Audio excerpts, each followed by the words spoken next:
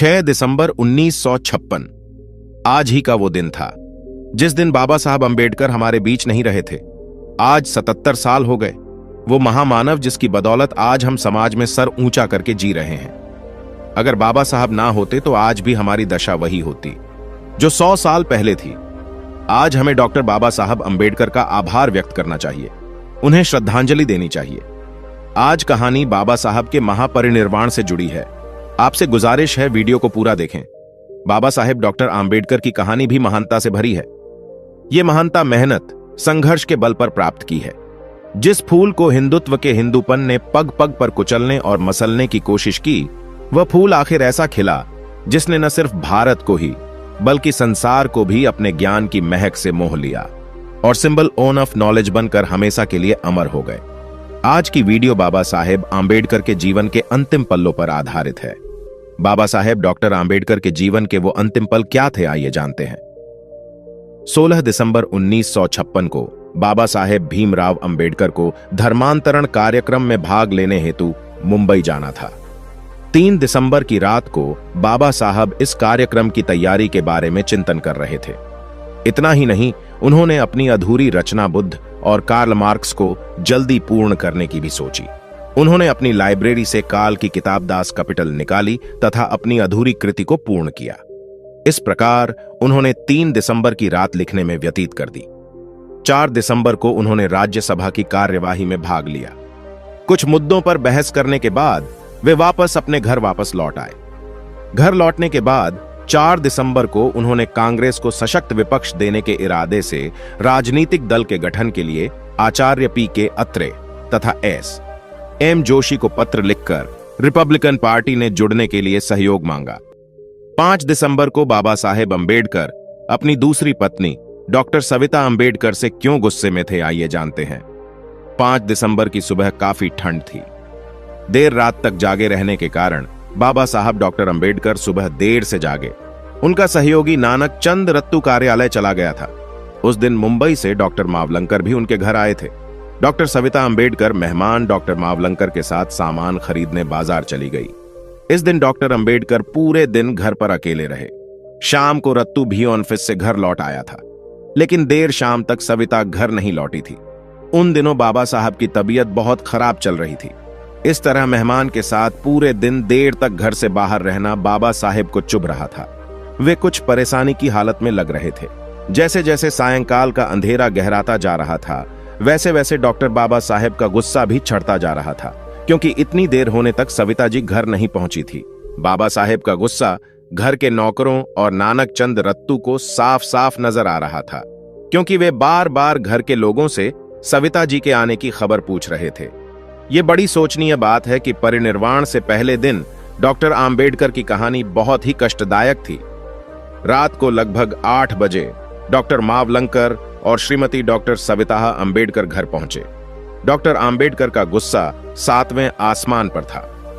घर के कर्मचारी बहुत भयभीत थे कि न जाने बाबा साहेब सविता जी के साथ क्या अनहोनी कर दे।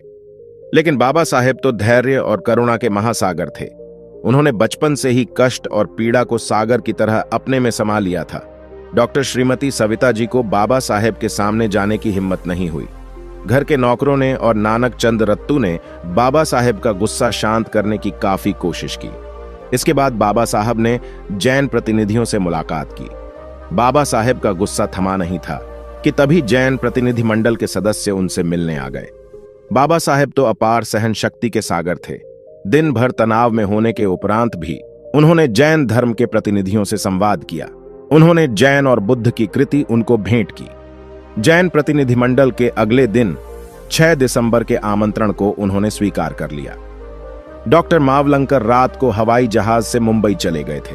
मेहमान और प्रतिनिधिमंडल के जाने के बाद बाबा साहेब डॉक्टर आंबेडकर की कहानी, जो उनके महापरिनिर्वाण से जुड़ी है, अब शुरू होती है।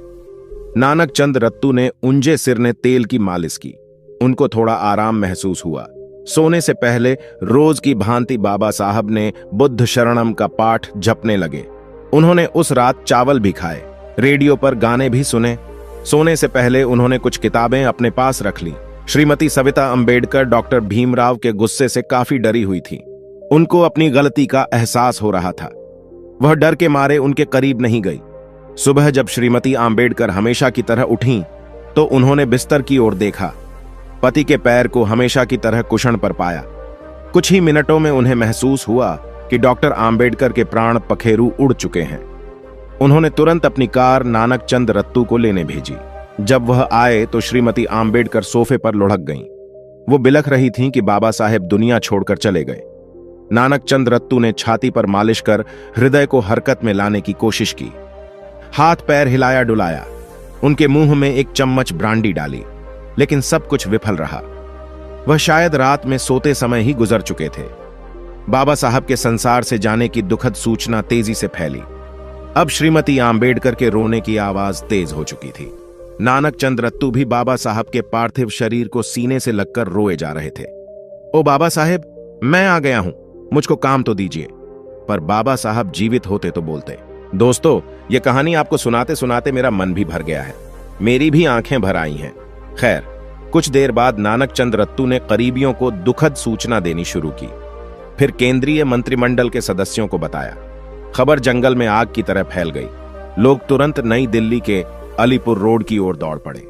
भीड़ में हर कोई इस महान व्यक्ति के आखिरी दर्शन करना चाहता था। तुरंत मुंबई खबर भेजी गई। बताया गया कि उसी रात में उनका पार्थिव शरीर मुंबई लाया जाएगा। बाबा साहेब के पार्थिव शरीर को डकोटा हवाई जहाज से दिल्ली से मुंबई ले जाया गया। उनके अंतिम दर्शन पाने हेतु मुंबई की सड़कें जाम हो गई थीं। उनके पुत्र यशवंत राव अंबेडकर ने बाबा साहेब को मुखाग्नि दी। उनका अंतिम संस्कार बौद्ध रीति के अनुसार हुआ। बाबा साहेब की लोकप्रियता इतनी अधिक थी कि उनकी चिता के सामने 50,000 लोगों ने बौद्ध धर्म को अपनाया। बाबा साहेब की पत्नी चाहती थीं कि अंतिम संस्कार सारनाथ में हो। हालांकि इस पर विवाद भी है। कुछ लोगों का कहना है कि श्रीमती आम्बेडकर ने इस बारे में बेटे यशवंतराव को कोई सूचना नहीं दी। वह सारनाथ ले जाकर उनका अंतिम संस्कार करना चाहती थीं। दरअसल 4 साल पहले डॉक्टर आम्बेडकर को लगने लगा था कि वह अब ज्यादा जीवित नहीं रहेंगे। इस बारे में उन्होंने अपने खास सहायक बाहूराव गायकवाड़ को पत्र भी लिखा था कि वह ऐसी घटना की तैयारी पहले से करके रखें। मुंबई में चौपाटी में हजारों लोगों ने उनके अंतिम संस्कार में हिस्सा लिया। दुहक की बात तो यह है, एक महामानव आज ही के दिन हमारे बीच से विदा हो गया था। इस वीडियो को बनाना हमारा उद्देश्य डॉक्टर भीमराव अंबेडकर द्वारा किए गए कार्यों और विचारों का एक संग्रह है। उनकी विचारधारा से देश और समाज को जो नई दिशा मिली है, वह हमेशा प्रेरणा का स्रोत बनी रहेगी। उनके जीवन संघर्ष और सिद्धांतों को प्रसारित करना। दोस्तों, आज की वीडियो में बस इतना ही। इस चैनल पर मैं सिर्फ बाबा साहेब के जीवन से जुड़ी छोटी बड़ी सभी जानकारी लेकर आता रहता हूं। यदि आप बाबा साहब को पसंद करते हो और इनके बारे में और अधिक जानना चाहते हो, तो हमारे अंबेडकर साहेब जी यूट्यूब चैनल को सब्सक्राइब कर ले। वीडियो को पूरा देखने के लिए धन्यवाद। आपका दिन शुभ हो।